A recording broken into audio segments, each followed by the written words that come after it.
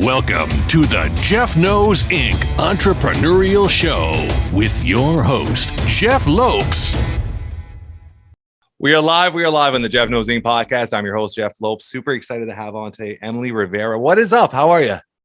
I am doing fabulous. Thank you so much for asking. Before we went on air, we've actually been talking for about 5-10 minutes and getting to know Emily and just her history, her children, stuff like that.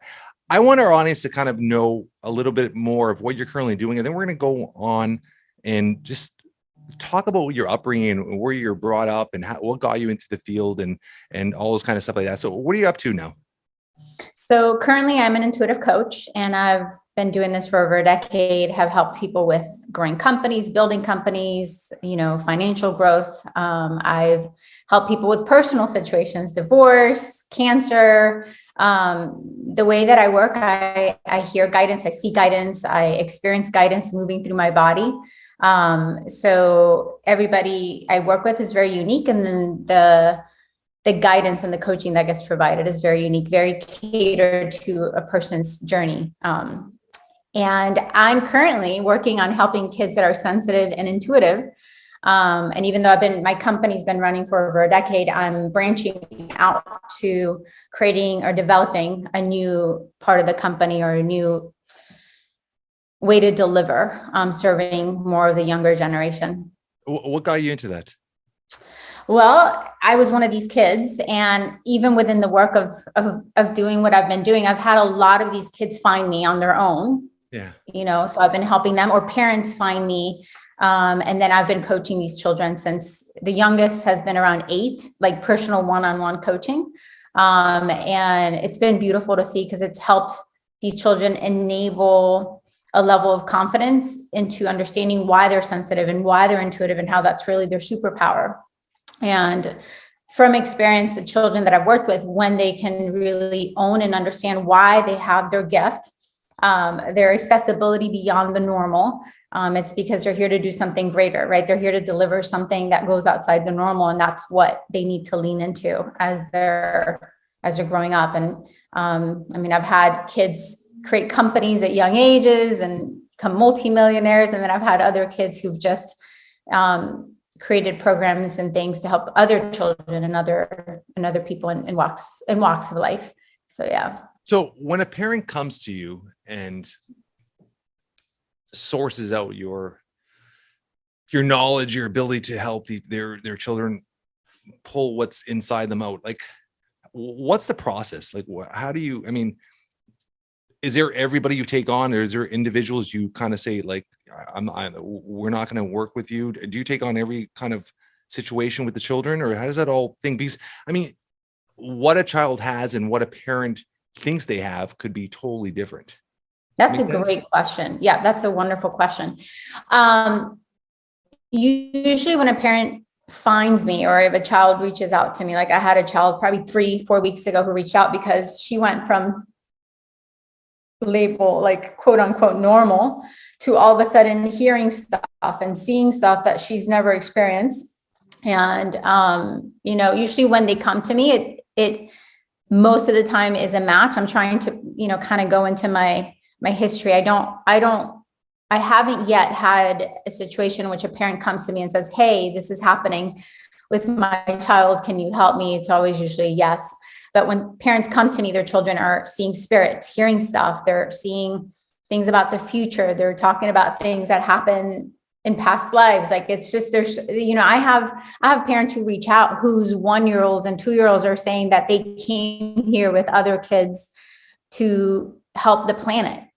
Kids that logically it's not something that we can say, oh, it was this, that's why they're saying that, right? It's like, they're coming to me because it's something that they feel is outside the normal, and they've explored therapists, they've explored normal modalities to help situations, and they're finding themselves feeling stuck.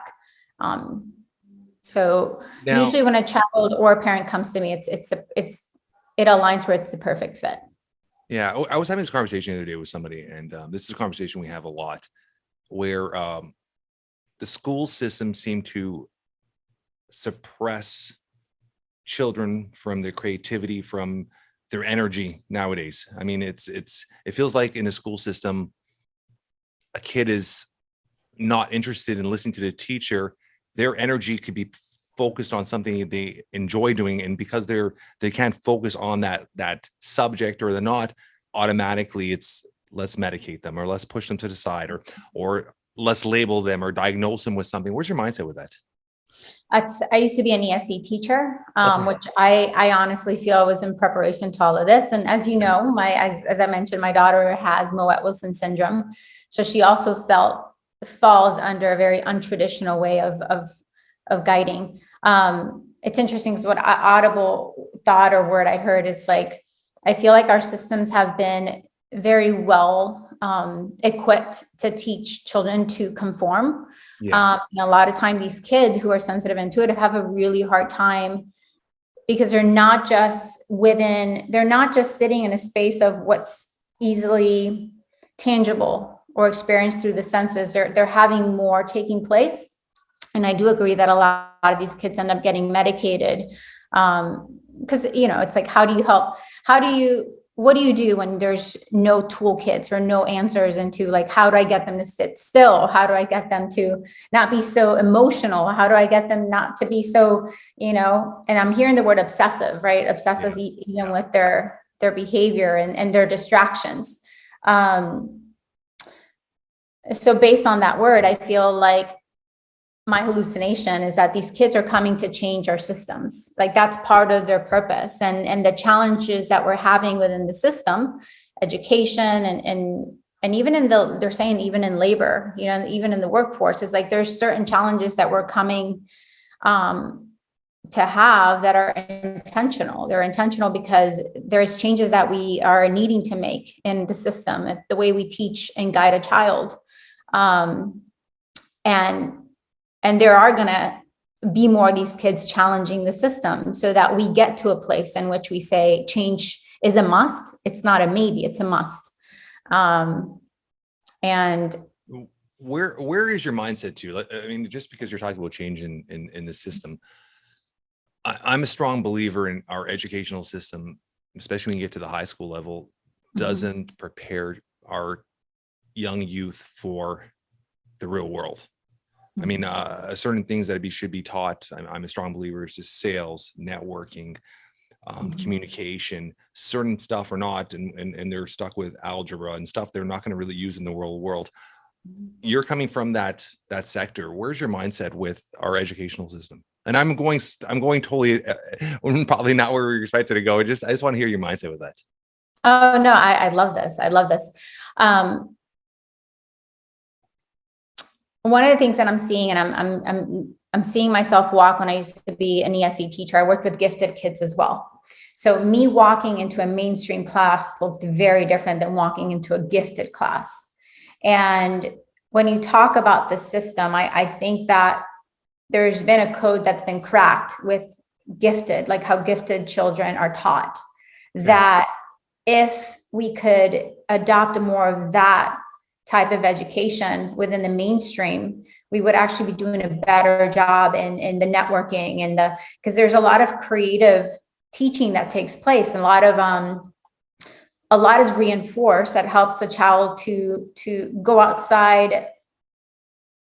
And I'm seeing the word again, conform. Like, it helps them to expand their thinking and their perceiving, and how thank you. It emphasizes critical thinking in a different way. Like, it has them think this big, right? And let's create this big, versus what most of our children are getting, which is very much out of the box. That's outdated. It's so outdated. Very outdated. Very outdated. To our modern times. It's like, so it's kind of interesting to even look at that, how illogical, like so much of the old is still trying to be fed to the kids. But going back to that idea, that my hallucination is that there are things in place that are in the education system that are working, but for some reason it's being kept within a certain group of kids, versus understanding that the results that we're seeing with the gifted kids can also be compounded if it was more inclusive within all the kids. Yeah, I love that. a word you keep saying, intuition. Where's your mindset with intuition? And it's something a lot of people suppress, and they don't, whether you call it your gut feeling or whatnot. What's your mindset, and how do you describe, or how do you allow people to really focus on their intuition? It's a great question, because I feel that a lot of our words are very limited, right? Okay. So right from the bat, when you say intuition, so many of the listeners, and even just myself and you, like, kind of go in one direction normally, right? It's like we go this way. So I'm trying to identify, like, maybe even how to open that up even more, just because to me, intuition is more a song. You're gonna sing for me, Emily? I'm going to sing for you. Maybe not right now. Maybe. But I feel like I'm being shown. So again, because this is my life. This is what we call intuition. So I love that. So it's like the idea that there's this constant perpetual conversation that is taking place with each of us, with life itself, right? There's this constant dialogue that's taking place. And that dialogue, that song that we came to give freedom to sing, to collaborate with others in creating, is constantly at play. And then we're born and we're aware of it, and we recognize it, and we dance to it, and we sing to it, right? We play with it. But there's so much within our society that is requiring us to conform, to fit in, to feel accepted. And that gets numbed. It perpetually gets numb in different ways, depending on your lifestyle, your history, your the parents you grew up with, the home you grew up with. But the reason I'm describing it that way is because I know, just from experience and from witnessing people, thousands of people, it's like there's this inherent ability within all of us to be aware of this conversation, that this dialogue, thank you, that's taking place with life, with others. Right. So it's like, even just us meeting, our logical mind may not be picking it up, but there's a dialogue that's taking place beyond just our conversation, which people can call intuition. And that dialogue is helping us to lean in, to lean back, to learn how to dance in this whole exchange we're having, even within this interview, which doesn't just serve us in the moment, but serves everybody else who's listening, right? And feeling pulled to listen. Do you think that pulls a lot from, the studies of NLP? Because you're talking about a lot of you're talking about a lot of this, the words you're using, the phrases, it's just locking to NLP. Like, I'm an NLP master. I don't use it. I did it. I don't know why I did it, but I did it. And there's certain things I've used for sales, for business and stuff like that, right? But a lot of the things you're saying from modalities or stepping back and stuff, is a lot of it's NLP. So I'm assuming, is that where a lot of your thought process comes from, or no? Nope. No, interesting. No, and it's going to sound weird because, and I think I mentioned in the beginning, since little I've been guided. Like, I hear guidance, I see. What age did that start? When was your first? My first memory was when I was 5. So my first memory was when I was 5 years old, and I was sitting in bed, and there was this being, master, angel, whatever you feel comfortable calling it, but it was sitting with me, and it was teaching me about humanity. It was teaching me about the frailty of humanity and the physical body, and how we're much greater than the physical body. And pretty much this is the first memory, and this has continued throughout my life, and helping me to really just stay open and understanding.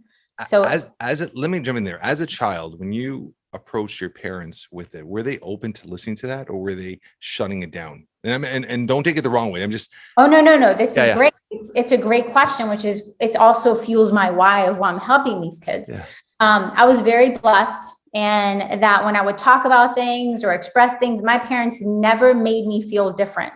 Like, even going to church, I went to Catholic church, and we used to go into the learning and the training. And I would say stuff. I'd say, "Oh, God said this, and I saw this," and it's like, they were like, "Oh, good, keep listening." Like, I actually didn't realize that not everyone could hear and see like I did until I was in college. That's how interesting life played out, where even my friends in middle school and high school, it's like conversations like this were very welcome. Like, it was just never questioned. So it's kind of like that idea, like, well, how did you learn to breathe? Right. And it's like, I never knew, I Any didn't different? understand. Yes. I didn't understand that it wasn't normal for everyone until, again, I was in college. But you did ask with the NLP. I don't know NLP. I haven't studied NLP. Part of what's happened with me since that I can remember since middle school is that I've been very, they've asked me not to read or do certain things. And when they want me to read or learn, it'll be brought to me. And the reason why, which is an interesting thing to share, that this is what guidance I got, is that they would tell me to question everything. Not question out of fight or angst or pushback, but more of like question everything, because there's a lot out there that is filtered, and it doesn't allow the truth to truly be seen, understood, or learned. So NLP, I've just never been shown or guided to learn about it, but I've heard from many people who've seen me at events or have heard me speak, have said that that apparently there's some similarities. Yeah, there is. There's a few words you use, a few things you've just gestured or said, or the way you said, take yourself out of it, that are very, they're very studied in NLP, or very prone in NLP. One thing you said there, college, what was that moment that you were like, okay, you know what, this is not what everybody else sees or everybody else feels truly? Was there something that brought it to your attention? Like, how did that change? Yeah. So I did mission trips. I was shown where I was going to go to college, and it was a Christian college. And I was on a missions trip at Daytona Beach, and we were out one night, and there was a guy that we saw who you could tell he was drunk, not fully drunk, but we started talking to him. And as soon as we walked up to him, I got a vision of him taking his life. You know, I saw the gun, I saw very detailed him shooting himself.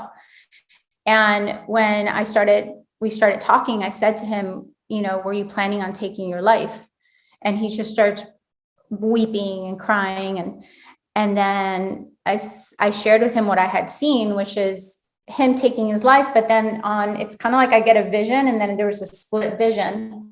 And on this side, I saw what his life would become if he chose to stay, which was this beautiful life in which he was going to fall in love, be a dad, have children. So it's like I got to see a preview of what he can choose instead. And it's interesting because in the vision and in the guidance, it's not like, oh, this is bad or this is good. It's like, okay, these are his choices. And it was being encouraged for me to present them to him.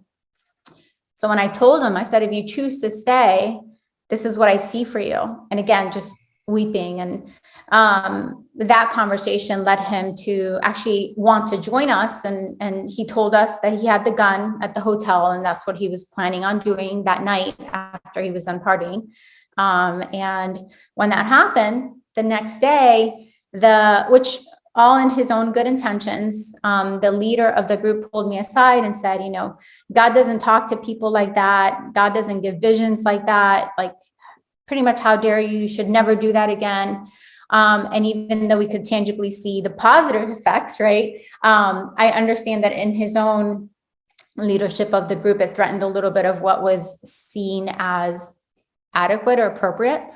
But when that happened, when he said that to me, I wasn't like offended. I wasn't upset. It was more of in shock. Like, I remember asking him a few times, like, what? You don't hear God? Like, you don't see stuff? Like, I was in shock. Because in that moment, it was more of like, and I remember, like, even after leaving that conversation, like checking in with other people, do you hear stuff? Do you see stuff? And it was more of like, it was more of a shock. Like, how is it that I never knew this? And after leaving that mission trip, it kind of put me in a different journey. I get chills everywhere, into a different journey, into understanding, well, how many people see and understand what I see. So it was more of a journey of like asking friends and asking family and more of that, like, okay, how long has this been going on? And that helped me to understand that I was actually seeing and hearing stuff more than the normal. Where I got to ask, I mean, obviously this is probably years back. You said this is how old are you when this happened? The original first time college, so in your early 20s? I was in college, yep. So I was probably like 18, 19. Sorry, okay. Mm-hmm. Where's that mindset that you obviously helped someone and he was against you passing that message. What was his mindset with that? That this is that you allow God to do their work, or like what was his mindset for being upset with that? Well, I can't fully give his perspective, right? Because I Yeah. didn't in the moment, didn't go into questioning that, but my hallucination from just in hindsight now, You're stepping over his leadership, kind of stepping on his toes. no, but I think my hallucination is that all of us do this organically, like all of us, you, me, when there's a part of us, when there's something outside of us that questions our beliefs, our identity, and what we hold onto as true.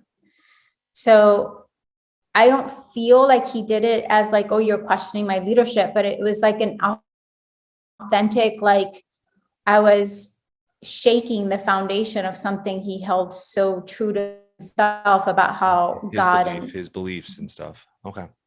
Yeah. Or at least that's how I took it. So Yeah. there's this part of me that also doesn't feel like it was personal because of that. Because I think we all do that, Yeah. Okay. I agree with that. With one thing you said before, Emily, was with children, going back to children, you questioned everything. And I think that's such a powerful tool. Like I get my kids to question everything. I've taught them that from day one, that any situation you want to question to understand it to the fullest and learn. I think one of such an important skill parents need to teach their children is learn how to ask questions. A lot of parents will suppress kids from asking questions instead of teaching them how to ask the right questions. And where's your mindset with parents, like I said, suppressing children or pushing them aside from asking questions, like, oh, that's a dumb question. Like they don't allow them to fully express themselves and ask questions and bring it to light and almost celebrate the kids asking lots of questions and being curious. Where's your mindset with that? Well, I think it's just the old paradigm in parenting, which that's shifting. I think our old paradigm, at least for me, my parents taught me not to question, right? Yeah. I say that, but my parents were also very open, but I do remember moments in which it was like, well, because I told you so, like, because you got to follow the rules. You got to make sure you're doing this at school, but I think there's this old paradigm, like we're talking about things being outdated in the school system. Well, I think the same applies with all systems, including our parenting style and things like that. And I think it's been evolving. I think that there's this new wave of parenting model that's been, I would say, the last decade. It's starting to reveal itself a lot more. That is encouraging parents to help children to be more present to following their own gut or following their own intuition, their own ability to question. And I think that's part of what is also being seen in the school system, right? Why there's some challenge to that, why there's more challenge, to what has been in the past. Let me say it like that. But again, just going back to your question, I think it's just a reflection again, an old paradigm in parenting, which again, these kids are pushing us because a lot of these kids early on are questioning their parents. They're questioning, and it's like there's this challenge. But a lot of times what happens, or at least what I'm coming to see, and even when I was a teacher, is that their question is being followed up with words of wisdom or insights or a thought that kind of has whoever's listening kind of step back and be like, that's a good thing to consider. That's something to consider, Right. So there's a different level of challenge that's coming up with kids and parenting as well, which is having us question ourselves, right? Question the way that we're parenting as well. I'm not sure if I answered your question, but that's no, you did. So with parenting nowadays, I'm a strong believer in putting certain things, I call them non-negotiables. So my schedule, I have non-negotiables. I'm home from sorry, I got a dry throat. I'm home from 3 to 6, no matter what, every day. I try to be home from 3 to 6. And that's my non-negotiable. That's locked in my schedule. That's dinner time. I try to have dinner with my kids every night. So there's certain things I do to try to be there for their activities, their sports, picking them up from school. I'm obviously being self-employed allows me the freedom to bring them to school, pick them up, do a lot of things that some people that have a 9-to-5 job aren't able to do. And but I make sure I put into my non-negotiables into my schedule every day, every single month, and it's locked in there. A lot of you hear entrepreneurs, because you obviously work with entrepreneurs, and I've been an entrepreneur for 26 years now. You always hear it's hard to have that balance, that magic word with balance. You hear Gary Vee and all these huge entrepreneurs saying there's no such word as balance. I'm the opposite. I truly believe that you could have balance. I believe that you could find a harmony between a busy life schedule. I run right now 4 corporations. We're doing rentals.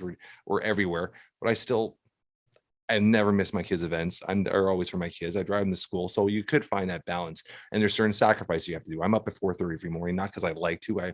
I'm not one of those get up in the morning guys. I do it because I realize if I sacrifice myself, I'm up at 4:30. By the time 9 a.m. comes around, I've already done most of my work for the day. And it allows me the freedom to do a podcast and talk to you and do other stuff during the day that I enjoy, right? So let's start off with balance. Where's your mindset with the word balance between entrepreneurs or business owners and parenting? Again, another great question. Like, I love this. That's one thing when I start working with someone right away, it's like I help them to identify and understand, because I think that that's part of same thing, an old paradigm, success, working, getting things done. It's like a lot of that mindset comes from corporate, and it's like seeded over, and it's seeded down along the way with people who like started as the first people who started like branching out of the corporate and going out on their own. And it's kind of like, it's adopted from the corporate world. And I think, again, that's part of the old paradigm. But balance and non-negotiables. I love that you said non-negotiables, because even my kids hear me say that, like, this is a non-negotiable, with regards to our time, with regards to certain things that we agree to as a family. So I love that you do that as well. But balance, and I think it's crucial and key. And I think that people, when they start a business or growing a business, they fail to start with first identifying the lifestyle that they want to create. Yeah. Right? Like, if we could just start there, the lifestyle, and the lifestyle most of the time gets put last, right? So then it's like people are trying to catch up to squeeze in the lifestyle, which is why they feel so unbalanced. That's why they feel tapped out. That's why they feel over, it's like burned out. When if in reality, if they can just start here, like, again, when I work with someone, it's like, that's our first step. And then from there, understanding that it doesn't have to fall under specific rules. Like, that's why we're entrepreneurs.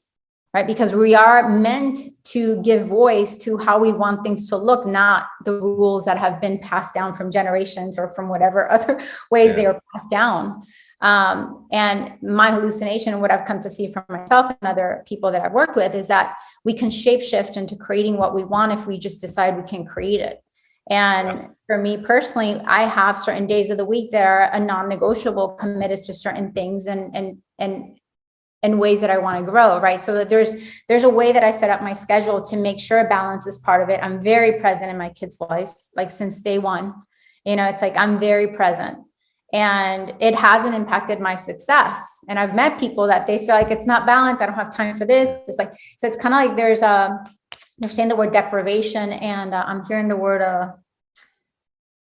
I'm being shown someone who's really thirsty, right? They feel dehydrated. They feel like, so it's like they fail to identify that balance should have been decided upon first.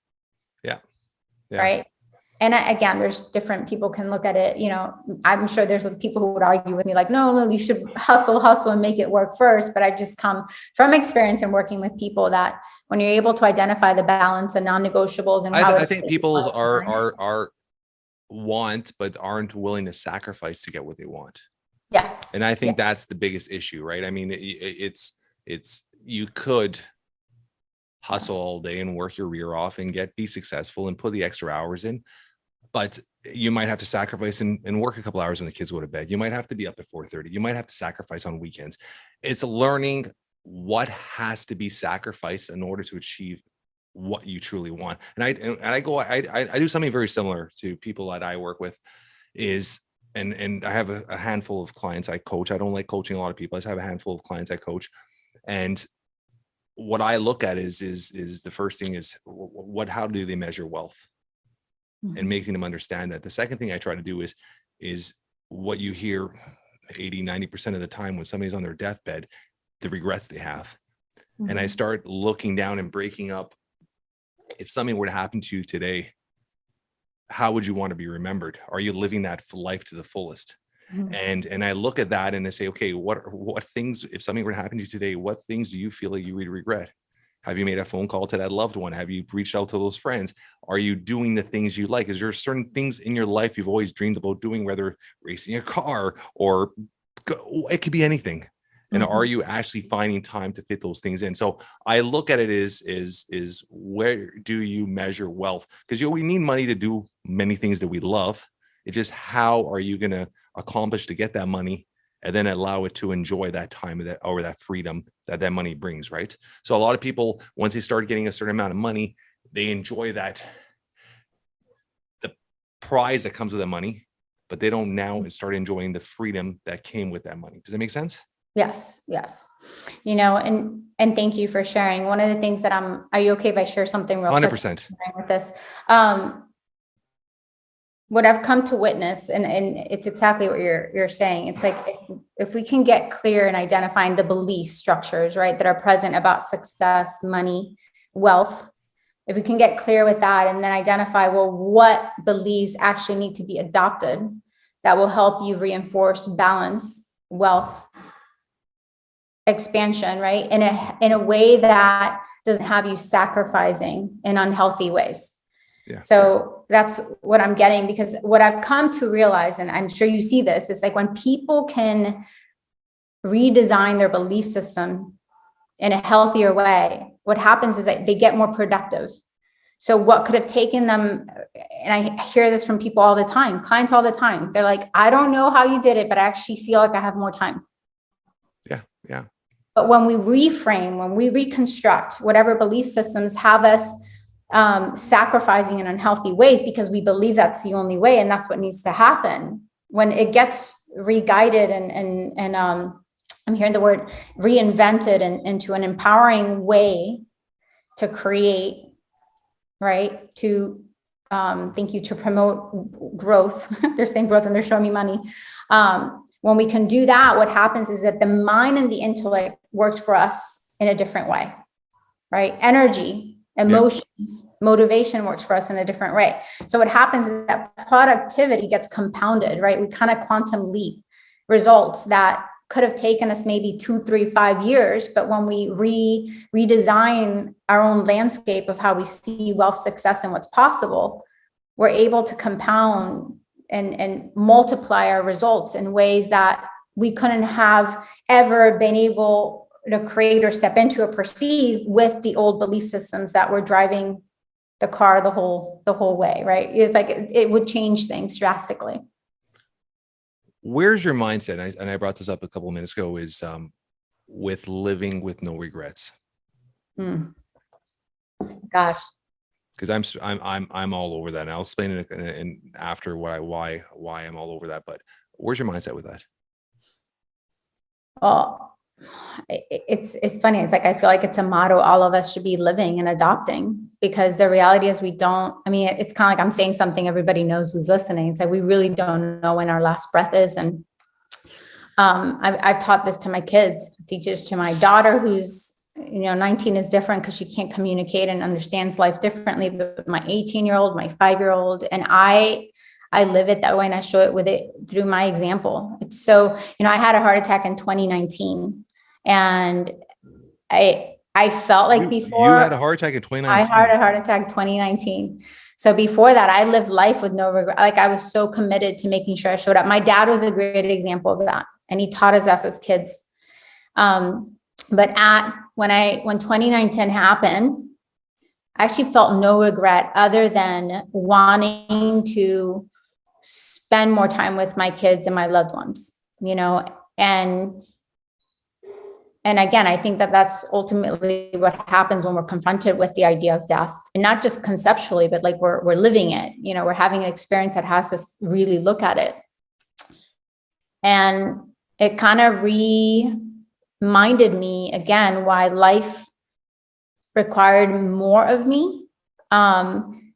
and being very mindful and attentive about what I was creating, not just in my business, but what I was creating with my family and with myself. So living life with no regrets, I think it's an anthem that on some level can change so much of our trajectory and I say this as a collective, because all of us living life without regrets is going to look very different for everyone, right? Yeah. Like it's going to look so different. And for some people, unfortunately, it's going to be, I mean, I hate admitting this, but it's like for some people that can look very dark. And for some people that can look very expansive and beautiful and life-giving, right? So I think that it's about identifying what that looks like to us and for us and doing the best that we can, responding to life in a way that helps us step into that. I love that you said doing the best we can, because reality is, and I'll explain why I'm saying this, is you could live with no regrets, but there always are regrets. I'm a strong believer, no matter who you are, you're going to have regrets. There's certain things you wish you did, certain people you wish you called, certain people you wish you saw. And why am I saying this? And I'm very vocal about it. And I talk about it all the time on the podcast. My dad, going on to February 8th, February 7th will be 9 months he passed away. And I was the 44, I should turn 45 now, but I was the 44-year-old that would call my dad 3 times a day. We would talk every morning to work. I would talk to him middle of the day, and I would call him every night to say goodnight to him. And I would see him on a regular basis. I made sure my kids were always with him. And I spent so much time with my dad, but it was sudden. It was, I talked to him on May 6th at 10 p.m., said goodnight to him. I got a call May 7th, 6 a.m. He fell in front of my mom and died on the spot, had a massive heart attack and died. And I had that. And from there on, there's this, and it's till this day, I still have that feeling inside me. There was so much more I wanted to say to him and do with him. So, and this is coming from a guy, like I said, like I spent so much time with him. I did so much with him. I'd go to car shows. He'd always come by my work. Like we're always together, but you still have regrets. So when I hear people, especially friends of mine, when I hear them being like, oh, I'm not going to go see my parents this weekend. I'll see you next weekend. Or I'll just, it just angers me, because you don't know what is coming, the unexpected, and those regrets will haunt you forever. So I've always been very passionate about living with no regrets, but I think I've now is taking it to a different level to 2022. I'm setting things that I don't know why I'm doing them, but I'm doing them. I'm 45 now. I just turned 45 the other day, and I've always wanted to get my gun license. I don't know why, but I set it up, and I'm going to go do it in the next couple of months. I always wanted to do some car racing. I've set up lessons. So I'm doing these things. I'm blocking in these extra things this year for things that I've been procrastinating for years, saying I'm going to do it. And now I'm like, you know what? I'm at that age right now, and I'm lucky financially. I'm at a comfortable spot in my life that I could do these things. And I'm like, stop procrastinating, just do them. And I think a lot of people need to start living that way. A lot of people need to start understanding that nothing's guaranteed. Tomorrow's not guaranteed. So live to the fullest, do what you can to keep yourself happy, and also fill your cup up. I mean, that whole Oprah mindset of filling your cup up first, you need to fill your cup up for yourself. And if you're constantly filling everybody else's cup, you're not living to your full potential too, right? So yeah, that's my mindset with living with no regrets. So I give you my little 2 cents there too.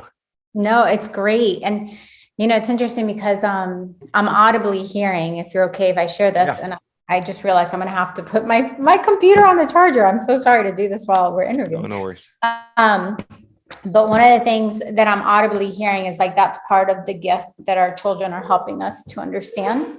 Yeah. The gift of the moment. We both have children that can be labeled by majority of society as disabled or, having limitations and disabilities. And, my daughter, she can't talk, but she's truly helped me to understand and own the gift of the moment.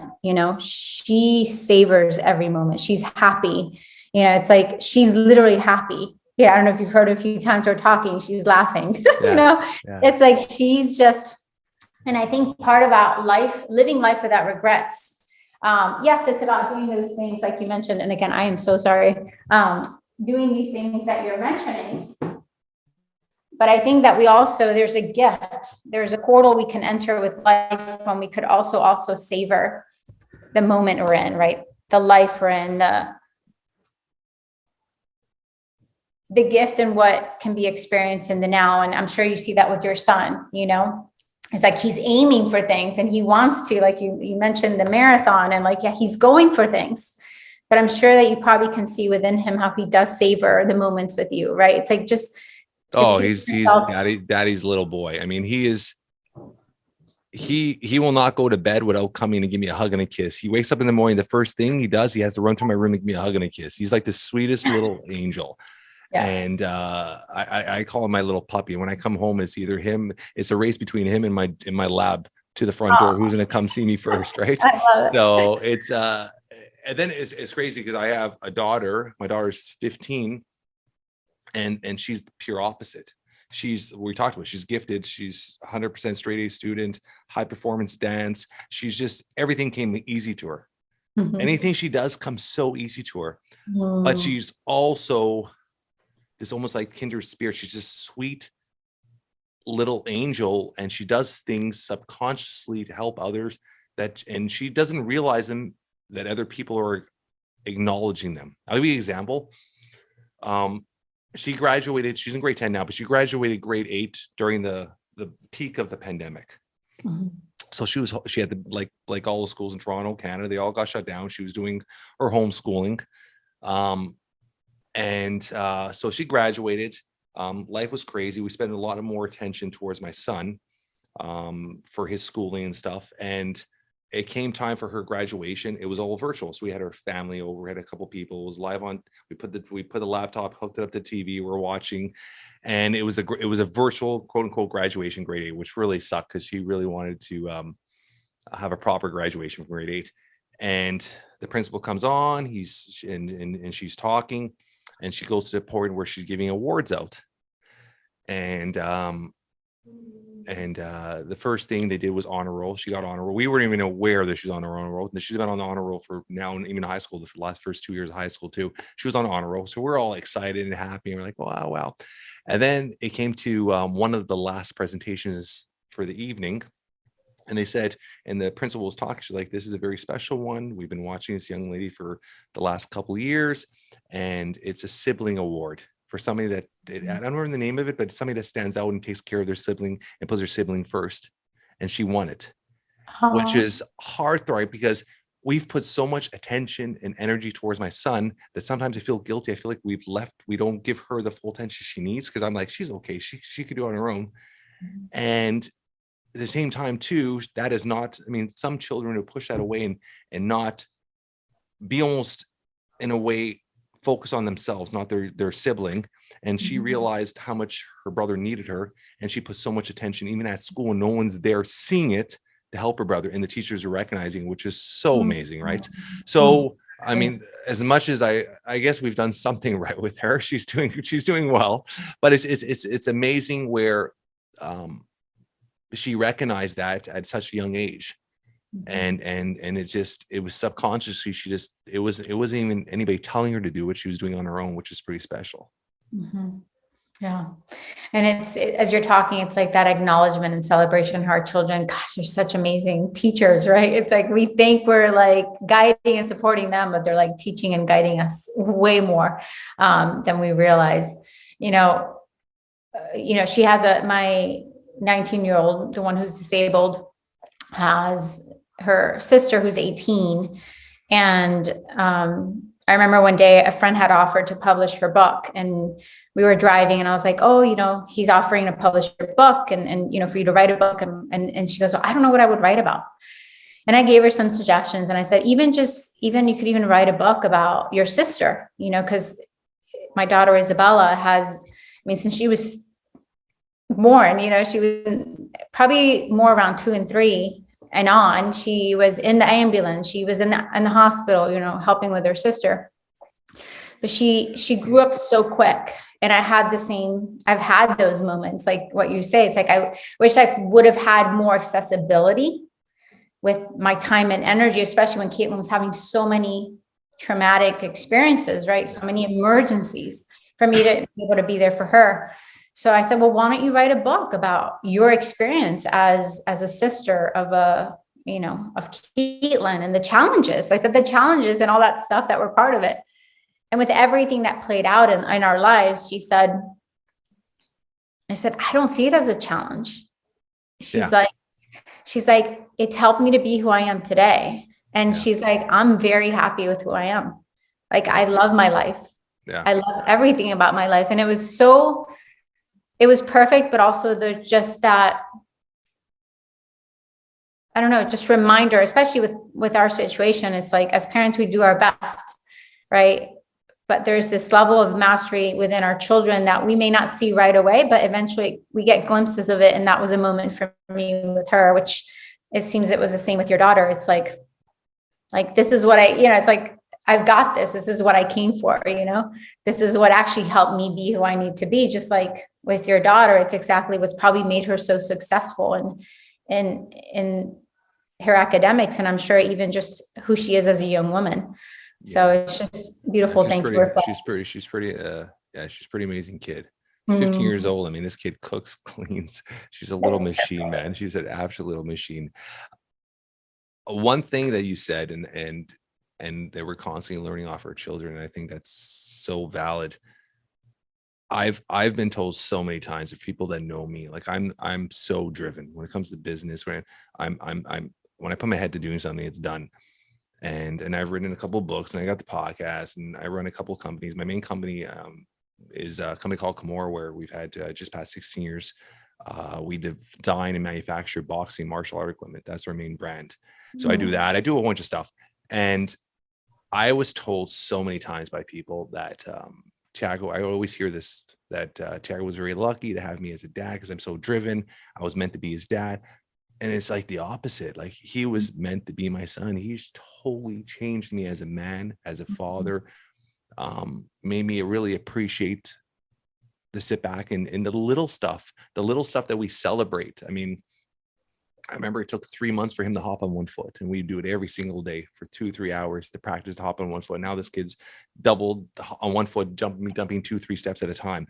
And it was those celebrations. We would set these goals and put them all over his bedroom wall. And this is how much you want to weigh, or this is how much you want to. He plays. It's funny you said that about baseball. We talked about it before we on. He's a little lefty pitcher, and he's obsessed with baseball. And he has these goals that he wants to throw us ball by a certain.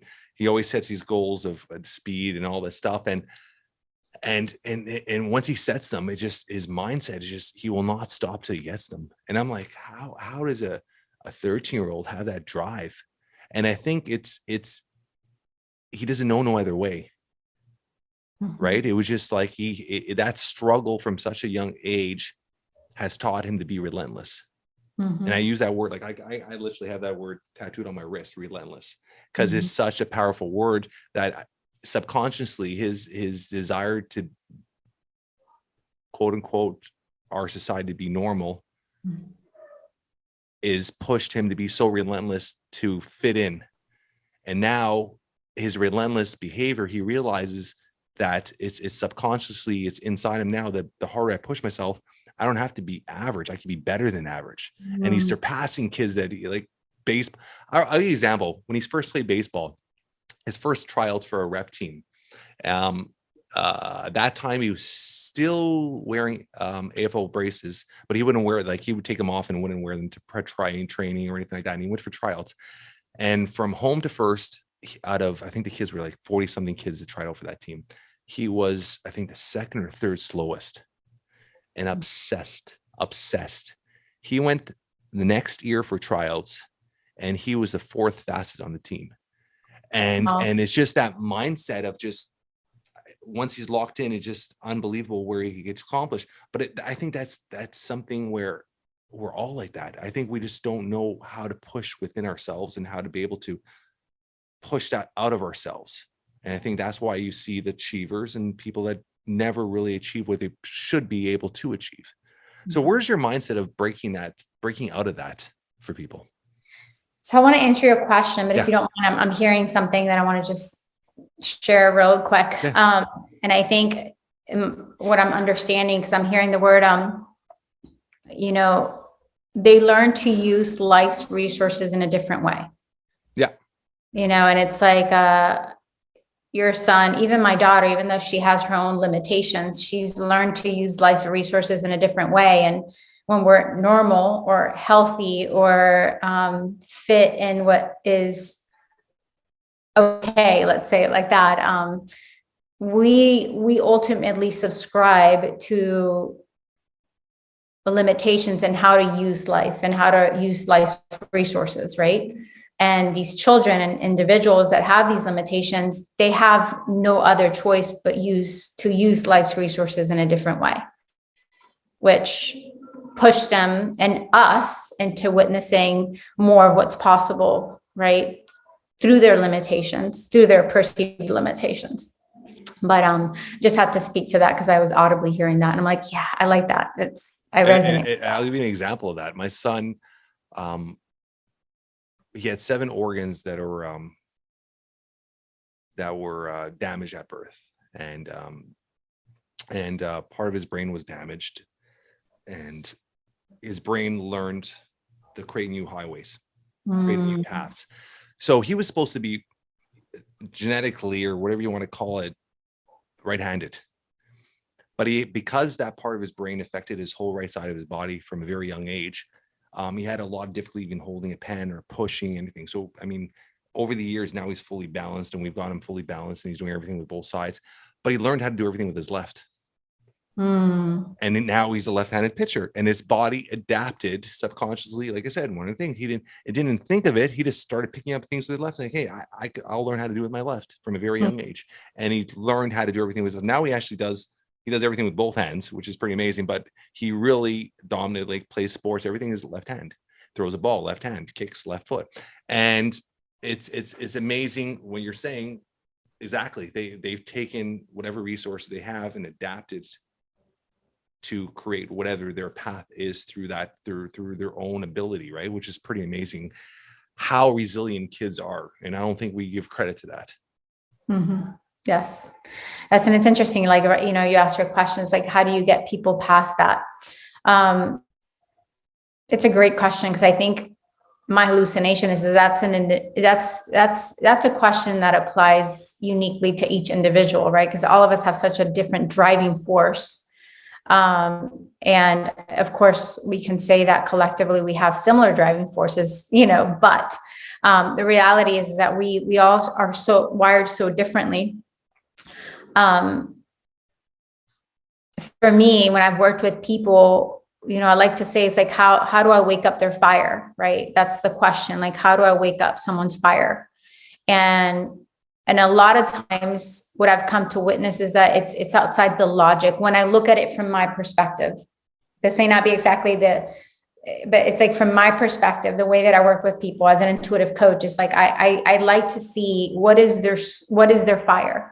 What is on a deeper, and I know this just in a deeper way, what fuels their soul, right? What fuels their momentum that might even be outside the logic? Because the reality is, unfortunately, my hallucination is that most people don't know what that is. They've become. I would 100% agree with that.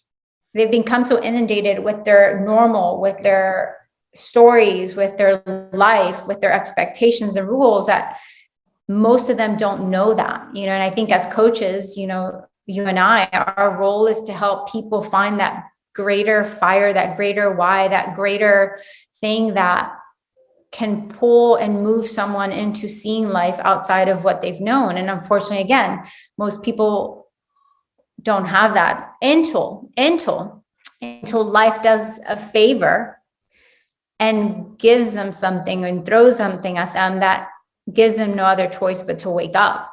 COVID has been like that for us as a collective. Yeah. Sometimes I call it a trigger point, right? Yes. Wow. I think that's the issue with a lot of it's that aha moment, that moment when it's like, okay, like what are you going to do? You put in a corner, right? And I think a lot of people, even if they go through that moment, they kind of shift away from it. They push away from it. They don't challenge it face on and challenging something face on like that allows you to really find who you are, right? How strong you are, how strong your will is, how strong your passion is, what your passion is. And I mean, like anything, I mean, when my son was, this is a true story. When we were discharged from the hospital, he was diagnosed with cerebral palsy, and they gave the release papers, and they wanted me to sign off what his diagnosis was. And I didn't even, I knew a lot about what cerebral palsy was and the outcomes, but I didn't want that label to foresee my son's future. I don't know if that makes any sense. So I'm trying to say, so in my mind I was not going to allow a doctor looking at a 4-month-old and tell me what his future was going to be. And I actually ripped up those papers. Till this day, I ripped up those papers and I didn't sign them. And I walked out with our son on the discharge day. And I could have easily just allowed myself to reform to what the doctor said and just been like, okay, it is what it is. We got to live with it. And just follow the path where many parents follow. And I was the opposite, where I was like, okay, day one, let's find every resource we can. Let's find every educational book we can. Let's find every study we can. And let's figure out what we need to trigger, whether it's light therapy, whether it's, I mean, I would spend hours with my son just pushing his fingers through plasticine. And I adapted to figuring out what we needed to do on our part to give him this best outcome. Didn't know the future, didn't know his outcome. I didn't know no way in the world we'd ever thought he'd come to where he is today. But at the same time too, I didn't allow somebody else's perception of what my son was going to be kind of foresee his future. I don't know if that makes any sense. So I think a lot of people put themselves inside that box or what society pushed them inside, and they don't know how to get out of it. Or they just like sheep just follow that path, right?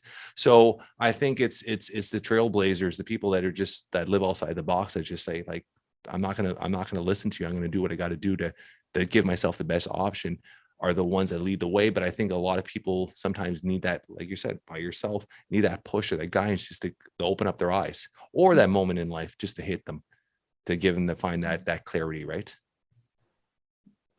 You know, and as you were talking, and thank you, by the way, for sharing, I just celebrate you and acknowledge and just, you know, bow down to you as a father for showing up like that for your son. Because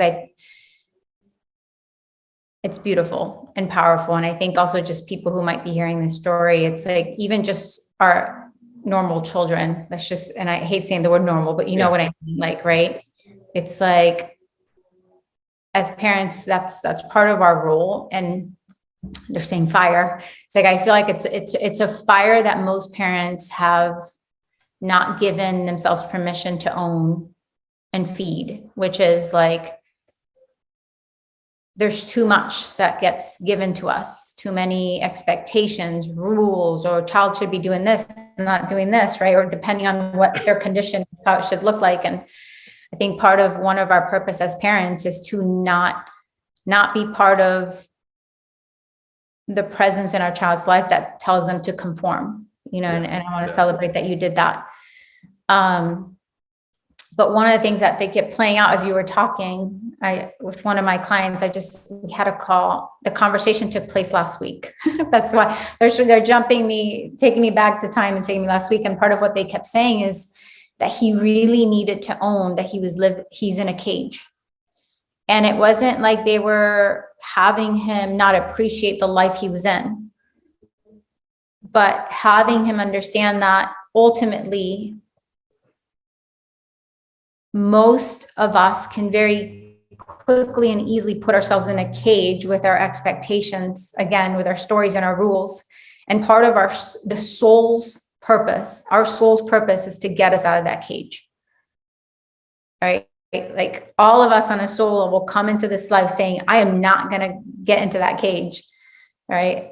I'm not going to conform. I'm not, and it's not even out of fighting, but there's so much about our collective and our society that has us trying to fit in and trying to be so much part of what's acceptable that it does mute so much of what's possible. And again, this is my own perception. It doesn't mean it's right, but they kept bringing me back to that conversation with that client, which was a little extreme. I will say this is not how they talk to everyone. Yeah. But they were telling him, like, part of the gift right now is that you just need to sit with the idea that you are in a cage, right? But it was like they were bringing him to that place so that he can decide, like, I can't, like, I want to get out of I it. can choose to stay in it. I can choose to stay in it, no matter how pretty it looks, right? Or I can choose to actually understand that I'm in a cage and I can get out of it, right? It's like that. And I feel like part of what's happening and what they're saying to this is that life ultimately always tries to bring that perspective to us, like life challenges or life, like it's because it's trying to wake us up into seeing that there is limitation within the four walls that we're living or perceiving life. Not always. There's people like you and I who are very introspective and push and we explore and we, you know what I mean? It's like we're expanding in all different directions. But I think the majority of people don't live life that way. And I don't mean to be in judgment of it. That's not what I'm trying to do at all. But I think it's true. I mean, people don't live life to their fullest potential. I mean, that's just, that'll go on forever. I mean, as much as we could preach it, I mean, that's going to go on forever. People get into their routines. I mean, that's the simplest way to break it down is the routines, right? They finish school, they go to college, they go to university, they get their college tuition, they have to pay it back, they get a 9-to-5 job, they wake up, they go to work, they're miserable, they come home, they have their dinner upon Netflix, start the next day. And that's what they live their lives. Mm-hmm. And on weekends, they celebrate it by hanging out, or they think, okay, it's the weekend, come times. Anybody that has that mindset that this is my mindset. Anybody has that mindset where they're looking at the weekend as a time that, like, oh my God, it's the weekend, is not living to their fullest. Mm-hmm.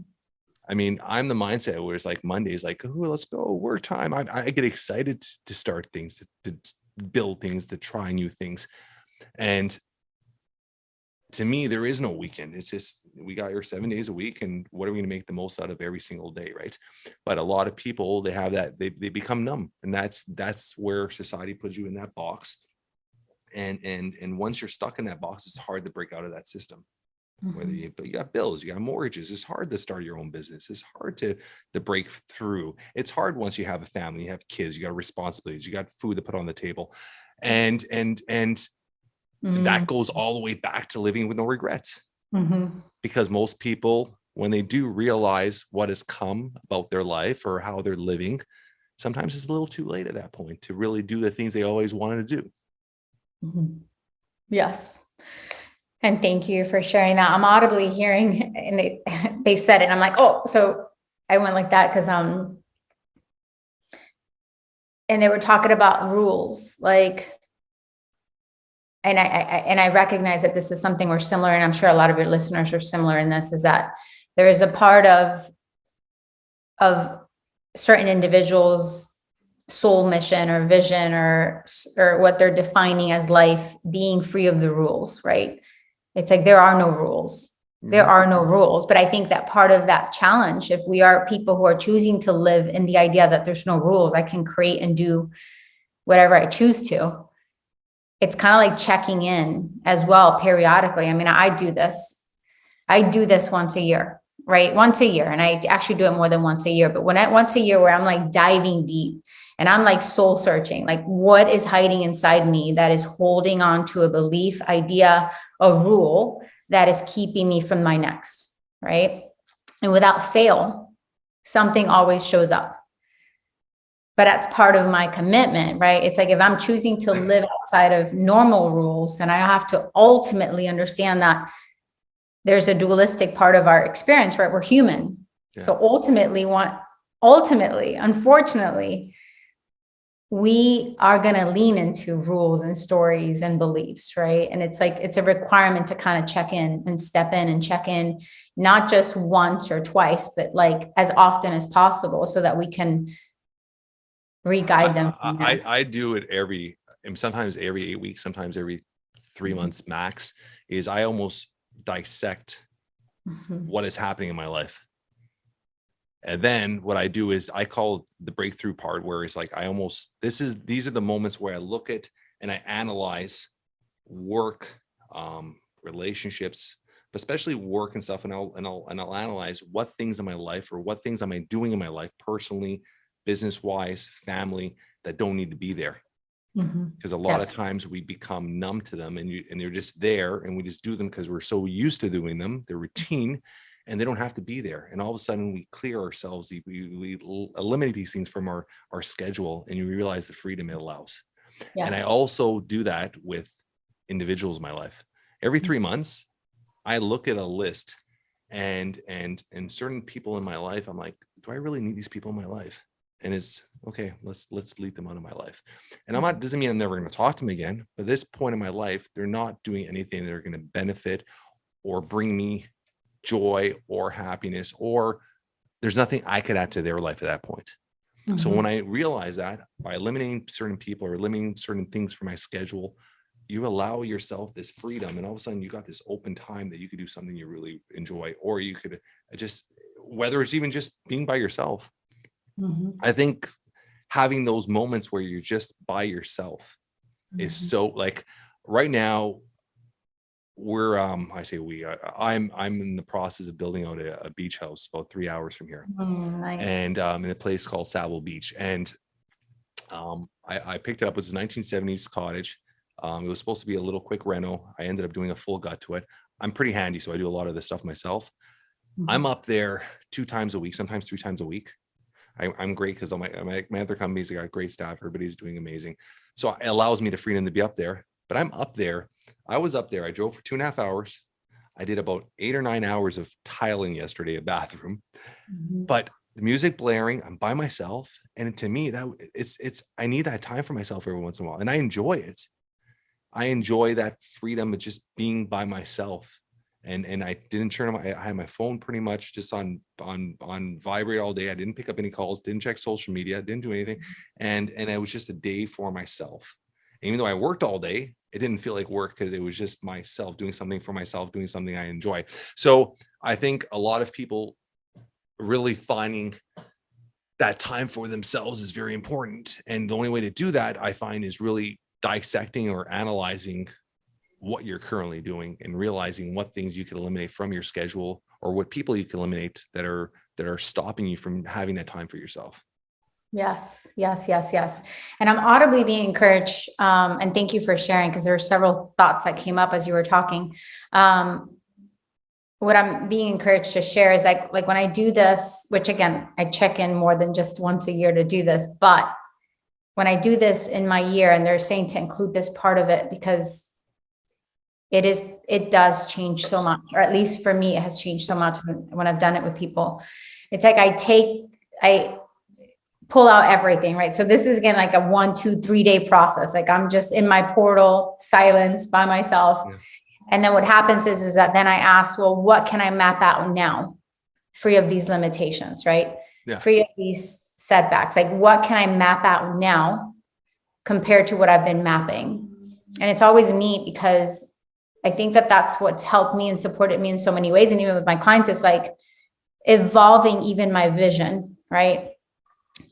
Evolving even the outdated colors and reflections or representations of my vision that served the me that were really part of last year, right? It's like that delicious evolution of what life is asking us to create, free of all those limitations. And it always blows my mind that when I'm done mapping out this compared to this, it just amazes me. But just with what you were saying, like, even if that was done, even if it, in every way possible, like taking time to then acknowledge, so, wow, now that this has been done, who now have I become, or what now gets to get created, because it fuels the fire differently, right?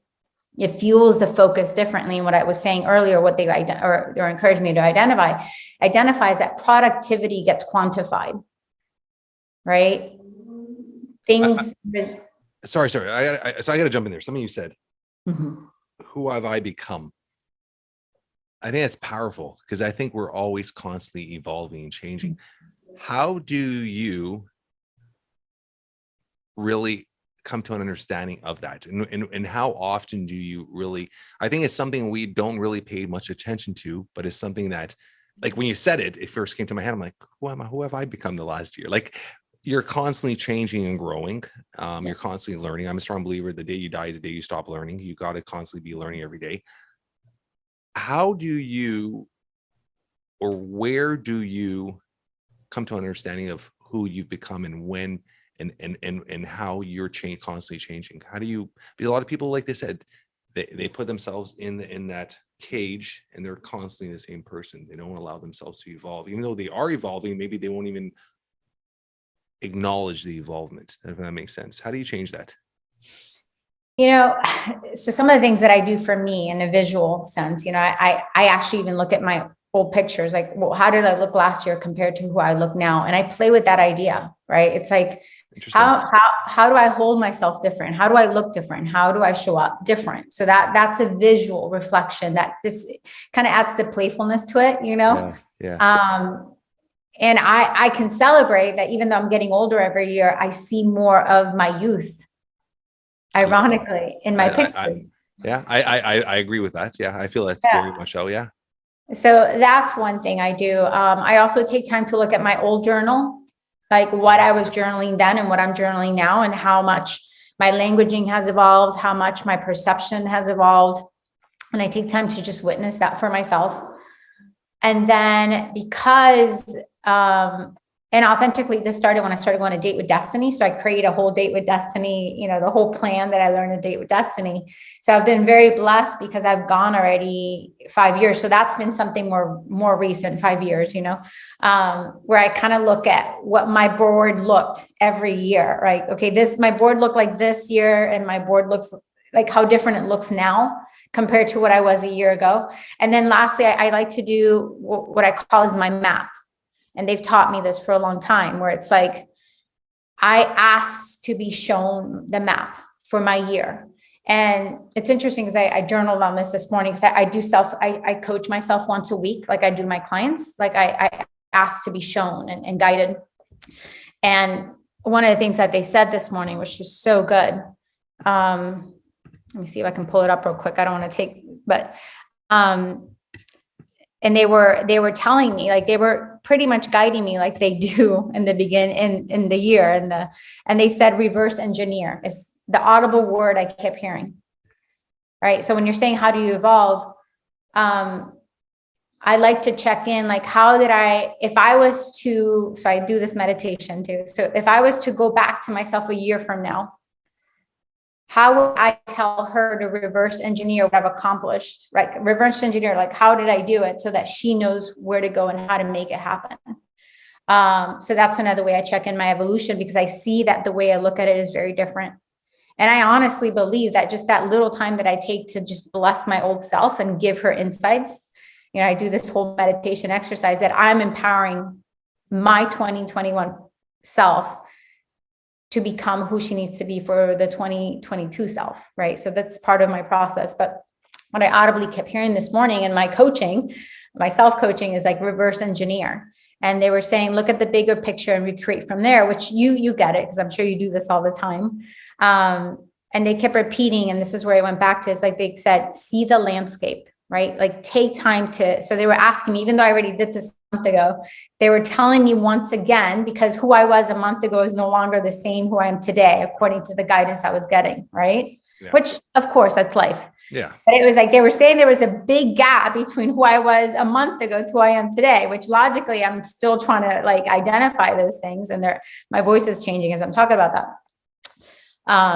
And part of what I was being encouraged, like, see the landscape now, right? The texture, the flavor, the full experience of what I've stepped into today compared to who I was a month ago.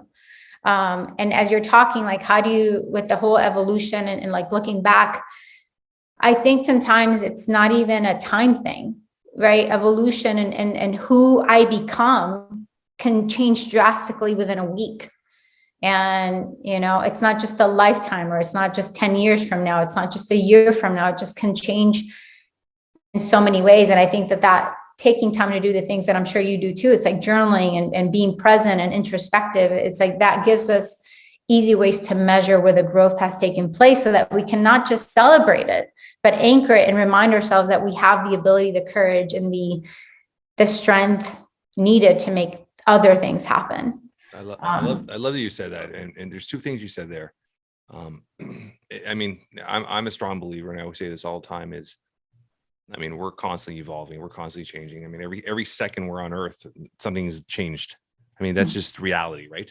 But I love something that I've heard years ago, and I say it all the time, is look down at your feet, live where your feet are, right? So it's essentially is being present. Yes. I think a lot of us are so prone to think of the future, and we build anxiety of what could happen, or we hold on to the past too much. We don't take the past as a lesson. We don't take the past as a moment that's past that we've learned from. We focus so much energy and time on something we can't change, or we focus so much time and energy and anxiety, and it builds this anxiety in us of what could happen, that we are not living in the moment. We're not living in the present. And the moment you could learn to live in the present is such a beautiful thing. And I think that is just a gift that once you could come to a realization of it, of living in the present and just taking your past, learning from it, don't forget it. If it's a lesson that was meant to be learned, lock it in there, lock with a little key, put it in your back pocket, don't forget about it. And the future is just guidance to where you have to go. That's all it is, just a guidance, just a pathway to where you got to go. That's all it is. Don't put so much effort into it, because every single day things happen. You walk out of your house every morning, man, there could be a car accident. Things change. So you putting so much effort into planning the future. And I'm all about goal setting, but I understand too that goals change and adapt daily. So you have to be able to pivot when the moment comes. Yes. And that's business, that's life, that's family, no matter what it is, right? You have to be able to pivot when the moment comes. This has been we've been at it for almost an hour and a half. My podcast usually go about 45 minutes. So it's been a great conversation. Anything you want to add before we head out today? I would love to read the last something here that they're 100%. highlighting. Yeah. Is that okay? Of course. Because you said it perfectly. There's two things you said that if you're open to it, I'll speak to. One is, and you said it perfectly, so I'm not going to try to repeat it because I feel like it's going to be flawed. But one of the things that they're highlighting in my notes is they said, when you're mapping out this bigger vision, so they said the bigger vision is pulling you, right? We have this conception that some of my voice changes is because energy is moving, by the way, and things are moving for people who are needing to listen, including myself, to this. So there's this illusion that sometimes we hold on to, that we're creating something, we're building something, and it's like our doing, and we fail to recognize that whatever's been seeded, like with you, with your vision, your mission, your coaching, even this podcast, it's like there is something meeting you on the other side that actually was calling you, right? It's like this podcast wanted to come to life and you heard the call, right? So it's like that idea, the bigger vision is actually calling you more than you think you're calling it. And what they said is like, and know the bigger picture. So the vision we have, the bigger picture is always going to be tainted with illusion. So you also have to be clever and present enough to be expanded into the bigger vision itself that is calling you. Usually what is trying to be born and created is much more elaborate and expansive than the human mind can fully conceive. And even just the idea of you what you said with being present is that there's a true gift, even with success and wealth and abundance and business, that when we truly can be present and just check in as often as we are able. I say able because I think it's really a decision that we make, right? We make that a priority. Understanding that what we think we're creating is actually called us into creation. And that which is wanting to be given life is giving us the path as much as we think we're creating the path ourselves. And this is for another conversation, but you were talking. And so what happens to me, I hear things that people might be thinking or saying as they're listening to us. And I audibly heard a few voices say, well, how are you present? How are you present? Like, okay, well, I think I'm present. Right. So there's this question that came up. So if that's you, whoever's listening to us, like if that question's coming up, like, how do you become present? One of the best ways that I feel like the angels beings have taught me, and I went into training, and I would every day go out and I would spend an hour in nature. And it was literally them training to fine tune all my senses. Like, what are you seeing? What are you actually seeing? And it wasn't like a logical thing. It was like for me to become so present into what I was seeing, where it became an experience. What are you hearing? How does it feel in your body? Like, what does it sound like? What memories does it trigger? What inspiration, like really be one with the experience. And then I check in all my senses. So just a very simple process. If this is a question that came up for anybody who's listening, or who it came up, because again, I heard the voices, is like, that's a very simple, practical way to begin, right? Even if it's 10 minutes a day, like just go through your senses. Yeah. I find with being present is giving your full attention to what you're doing at that moment. Simple breakdown. If I'm having this conversation with you, I'm present with you right now. If I'm home with my kids and I'm doing something with them, that phone is off. Mm-hmm. I'm off electronics. I'm off, TV's off. I'm present with them at that moment, and I give my full self to them at that moment. Or if I'm working at my car, I'm fully present at that moment working on my car. It's living in the moment and being present in, like I said, your senses, being aware of where you are, what you're doing, enjoying what you're doing, whether you're at the gym, whatever, is being present at that moment. And I think a lot of us are not present in that moment because they'll be at the gym, for example, and they're working out, but they're thinking constantly, okay, I got to do this today. I got to do this later on. I got to do this after. I got to go pick up they're not really enjoying the process of that moment. So to me, being present, just really enjoying the process of that moment and eliminating outside distractions at that moment. And there are going to be times you're going to multitask. Don't get me wrong. Like, I use my driving time. Like, when I go up twice a week to the cottage to do our rentals now, I got a 2.5 hour there, 2.5 hour drive back. And that's my multitasking time. I'm taking phone calls. I'm doing coaching calls. You multitask. So there's certain times when you have to multitask. We are busy. Life is hectic. But there's certain moments where you just need to shut everything else out and just be present. Just enjoy the moment, enjoy the process, enjoy what is around you. And like I said, your senses, your smells, your tastes. And I love the whole nature thing because I'm a big hiker. I love hiking, and being present with nature is so important. Be able to just hear the sounds, the birds, the smells. If you could get into that zone, is so powerful. Mm-hmm. Yes. Oh, so good. So good. Where could our audience find you? So they're welcome to visit theangelcoach.com. That's on my website. And also they can find me on social media as The Angel Coach as well. And with the kids program, and anybody who feels inspired to even get support once a month, I do once a month calls for free, and I just share guidance. And you can access that through awakensuperhuman.com and Awaken Superhuman. And that's the mission and vision, to help people truly own and understand that we're all superhumans walking around, not yet realizing that we need to wake up to that, that we're sleeping, and it's time for us to become awakened to that, the truth of who we are. So looking forward to connecting again. Jeff, thank you so much for the opportunity. This was wonderful. I'm going to ask you one last question. Yes. And I usually ask everybody this, and for some reason I wasn't going to ask you this, but I'm going to ask you either way. If something were to happen to you today, in a few words, how would you want to be remembered, described by your loved ones?